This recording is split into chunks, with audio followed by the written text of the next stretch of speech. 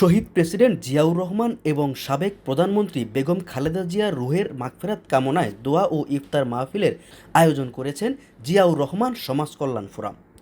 সোমবার বিকেলে জাতীয় প্রেস ক্লাবের তোফাজ্জল হোসেন মানিক মিয়া হলে এই আলোচনা সভা ও ইফতার মাহফিল অনুষ্ঠিত হয়। সংগঠনটির কেন্দ্রীয় নির্বাহী কমিটির সভাপতি মঞ্জুর রহমান ভূঁইয়ার সভাপতিত্বে অনুষ্ঠানে প্রধান অতিথি হিসেবে উপস্থিত ছিলেন সাবেক বিরোধী দলীয় চিফ হুইপ বিএনপি চেয়ারপারসনের উপদেষ্টা জয়নুল আবেদিন ফারুক এমপি।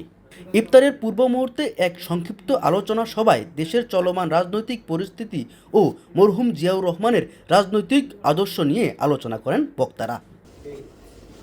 তাই আর জোর করে এখন বলার দরকার নাই যে ভোট চাই, এখন জোর করে বলবে আপনারা সৎ থাকতে হবে, আপনারা সততার সহিত তারেক রহমানকে সমর্থন দিতে হবে, জনগণের কাছে বলতে হবে আমরা আমাদের কথাগুলো অক্ষরে অক্ষরে আমার নেতার কথাগুলো আমার সংসদের নির্বাচন আগে ইশতেহারে দেওয়া সকল কথাগুলো আমরা অক্ষরে অক্ষরে পালন করার জন্য যে নির্দেশিত তারিখ দিবে সেই নির্দেশ আমরা পালন।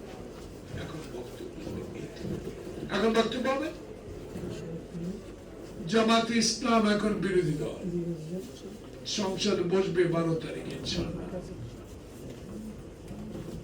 কথার উত্তর দেওয়ার মতো 213 জন এমপি ইনশাআল্লাহ তারিখ সাহেব নমিনেশন দিয়ে নিয়ে এসেছে।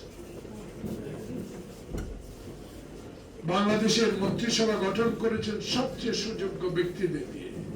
অনুষ্ঠানের বিশেষ অতিথি হিসেবে উপস্থিত ছিলেন বিএনপির কেন্দ্রীয় নির্বাহী কমিটির সদস্য ফরিদা ইয়াসমিন ও অ্যাডভোকেট রফিক শিকদার। এছাড়াও ওলামা দলের সিনিয়র সহসভাপতি মাওলানা কাজী আলমগীর হোসেন এবং জাতীয়বাদী তাঁতি দলের সিনিয়র যুগ্ম আহ্বায়ক ডাক্তার কাজী মনিরুজ্জামান সহ অঙ্গ সংগঠনের শীর্ষ নেতাকর্মীরা।